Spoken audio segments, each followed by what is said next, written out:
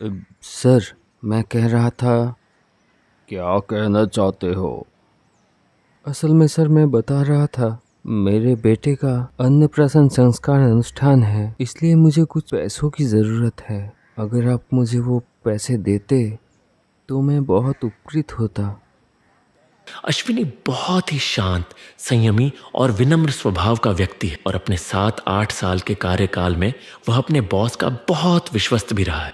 इसीलिए अश्विनी का चेहरा देखकर और सारी बात सुनकर बॉस ने कहा, अच्छा ठीक है, तुम्हें कितने पैसों की ज़रूरत है? असल में सर, मुझे 50,000 रुपये की ज़रूरत है। मैं जल्द ही चुका दूंगा। ठीक है, लेकिन तुम्हारे लिए एक आसान शर्त है। क्या शर्त है सर? तुम्हारे सैलरी में से हर महीने अगर मैं कुछ काट लेता हूँ तो तुम बहुत मुश्किल में पड़ जाओगे, ये पता है। क्योंकि सिर्फ 10,000 रुपये में एक फैमिली को पालना बहुत मुश्किल होता है। इसलिए अगर तुम हर रोज़ 2 घंटा ओवर टाइम करते हो तो तुम्हारे सैलरी में से कुछ काटा नहीं जाएगा और इधर धीरे धीरे उधार के 50,000 भी चुका दोगे। अच्छा सर, ऐसा ही करते हैं। तो फिर मैं आज से ही 2 घंटा ओवर टाइम शुरू कर देता हूँ। नहीं नहीं, आज रहने दो, कल से शुरू करते हैं। इसीलिए बॉस की बात मानकर अश्विनी ने अगले ही दिन से रोज 2 घंटे ओवरटाइम करना शुरू कर दिया। अब उसे हर दिन रात 8 बजे तक काम करना पड़ता था, लेकिन आज घड़ी में रात के 10 बज चुके थे। काम खत्म करके घर लौटने के लिए जब अश्विनी हड़बड़ी में घाट पर पहुंचा तो उसने देखा 2 बार तेज सीटी बजाकर यात्री से भरी बड़ी लॉन्च घाट छोड़कर आगे बढ़ चुकी थी। ओफो, रात की लास्ट फेरी भी चली गई। अब क्या होगा? मैं घर कैसे पहुंचूंगा? इसके बाद अश्विनी चिंतित होकर चारों तरफ देखने लगा। शायद कहीं कोई छोटी डोंगी नाव मिल जाए, नहीं तो उसे पूरी रात इसी तरह घाट पर बितानी पड़ेगी। यही सब सोचते हुए उसकी नजर थोड़ी दूर नदी के किनारे पर पड़ी, जहां एक नाव पानी में धीरे धीरे हिल रही थी। अचानक एक अनजानी खुशी से उसका मन भर उठा। शायद उसके मन ने मान ही लिया कि यही नाव उसे नदी के उस पार ले जाएगी। यही सोचते हुए अश्विनी ने नाविक की ओर देखते हुए आवाज लगाई, ओ माझी, माझी भाई, मेरी बात सुन पा रहे हो? बड़ी मुसीबत में पड़ गया हूँ। माझी भाई, कृपया मुझे उस पार ले चलिए ना। मैंने आज लास्ट फेरी मिस कर दी। ओ माझी भाई, तुम क्या सुन पा रहे हो? अश्विनी की आवाज लगाने पर कोई जवाब नहीं आया। शायद नाव में कोई नहीं था। लगता है नाविक नदी किनारे नाव को लंगर डालकर घर चला गया होगा। इतनी रात को भला कोई नाविक नाव में क्यों रहेगा? यह सोचकर अश्विनी का मन फिर उदास हो गया। अब भी कुछ देर पहले ही उसने सोचा था कि वह इस नाव से नदी पार कर जाएगा, लेकिन कौन जानता था कि नाव में कोई नाविक ही नहीं होगा। तभी अचानक नाव खुद ब खुद अश्विनी की ओर बढ़ने लगी।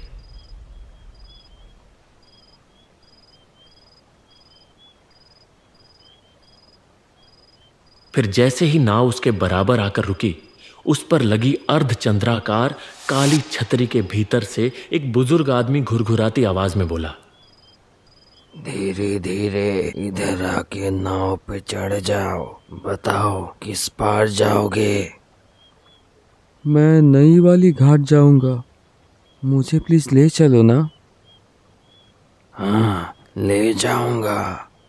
आओ, आके नाव पे चढ़ जाओ। माझी की बात मानकर अश्विनी धीरे धीरे माटला नदी की मदमाती धार में हिलती डुलती उस नाव पर चढ़ने ही जा रहा था। तभी नाव की छतरी के घने अंधकार से एक दूसरी हथेली आगे बढ़ी। उस अज्ञात व्यक्ति ने अश्विनी को सहारा देकर नाव पर चढ़ने में मदद की। अश्विनी ने भी उस हाथ को मजबूती से पकड़कर नाव में कदम रखा और बैठते ही गहरी सांस लेकर कहा, हे भगवान, आखिरकार ये नाव मिल गया। नहीं तो पूरी रात इस फेरी घाट में बिताना पड़ता। लेकिन आपको बहुत धन्यवाद माझी भाई। आप अगर इतनी रात को यहाँ नहीं रहते, नहीं तो मैं आज घर नहीं लौट पाता।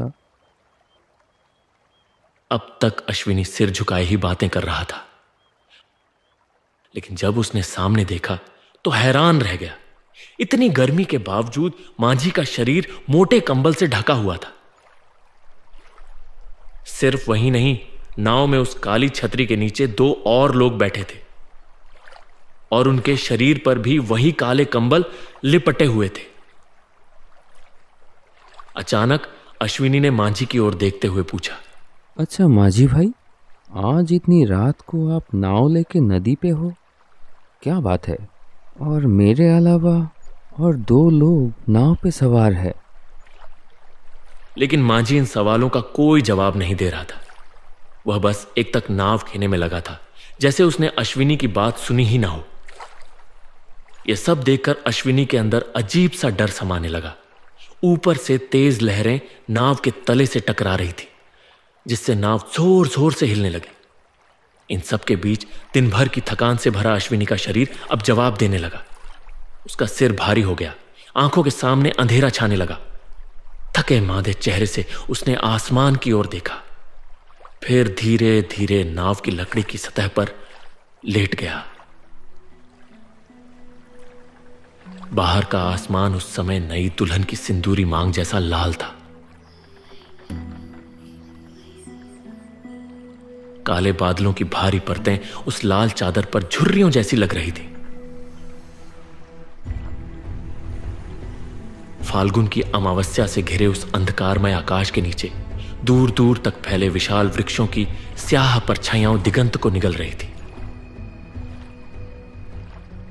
चारों ओर घना अंधेरा उमड़ रहा था और उन्हीं अंधेरी लहरों के बीच नाव कूल कूल ध्वनि करती धीरे धीरे आगे बढ़ रही थी। तभी अचानक नाव जोरदार लहरों के थपेड़ों से झटके से हिल उठी। अश्विनी की आंखों में जमी नींद एक पल में काफूर हो गई। उसने घबराकर अपनी आंखें मलते हुए देखा। नाव की छतरी के नीचे अब कोई नहीं था। तो फिर थोड़ी देर पहले जो उसने देखा, क्या वह सिर्फ एक भ्रम था? उसी समय उसकी नजर नाव के किनारे पर गई। मातला नदी की मदमाती लहरों के बीच से 2 भयानक हाथ नाव की सतह को पकड़कर ऊपर चढ़ा रहे थे। और तभी मांझी ने उसी घुरघुराती आवाज में कहा, आजा, धीरे धीरे ऊपर आजा। ये क्या? इतनी रात को नदी के पानी से कौन होके आ रहा है? मांझी भाई, क्या हो रहा है ये सब? मांझी,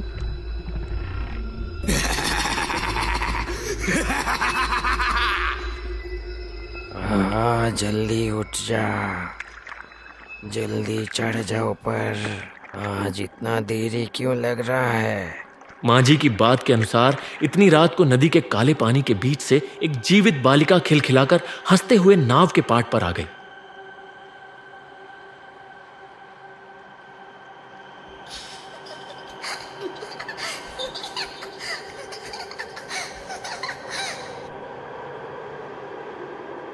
कितनी अजीब बात थी।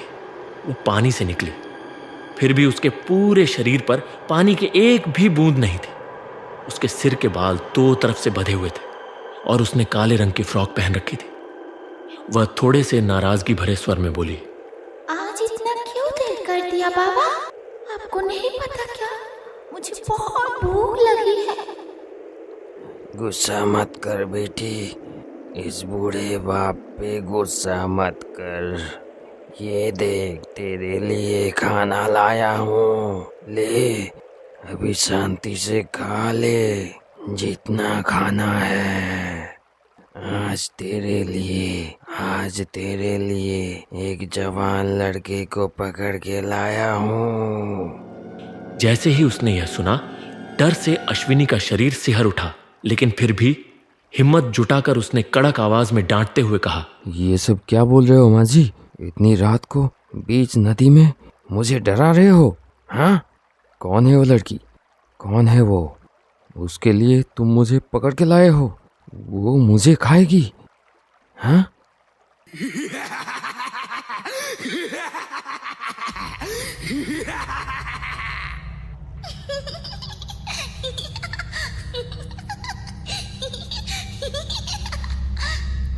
समझ क्या रखे हो? इतनी रात को मुझे अकेला पाके डरा धमका के पैसे ले लोगे? हाँ, यही है ना?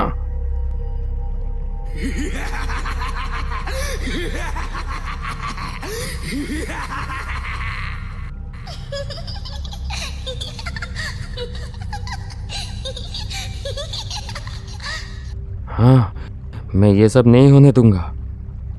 मैं उतना बुद्धू नहीं हूँ जो तुम्हारे ये सब में डर जाऊंगा।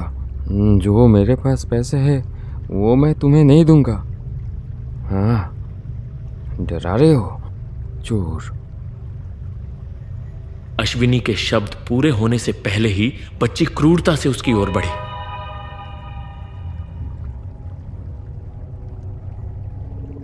और अपने नुकीले नाखून उसके शरीर में गड़ा दिए। छोड़ दे, छोड़ दे, छोड़ दे, छोड़ दे मुझे। आज वो तुम्हें नहीं छोड़ेगी भाई। आज उसे बहुत भूख लगी है। उसे कुछ दिन से कुछ खाने को नहीं दे पाया, इसलिए आज मांस की बंदोबस्त किया है। खा बेटी, शांति से खा ले।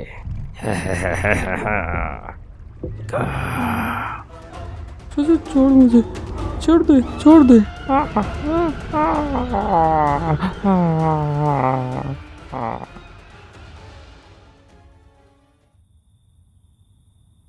अश्विनी के न लौटने पर उसकी विधवा मां बहू से कहने लगी, क्या बहू, बेटा अभी तक घर वापस क्यों नहीं आया? बच्चे को सुलाते हुए बहू बोली, नहीं माँ, अभी तक नहीं लौटे। क्या हुआ कुछ समझ में नहीं आ रहा। अब तक तो लौट जाना चाहिए था। हे भगवान, इतनी रात हो चुका है, ना कोई दुर्घटना घटे उसके साथ। हे माँ जगदात्री, मेरे बेटे का रक्षा करना, देखना मेरे बच्चे को। जय माँ, जय माँ।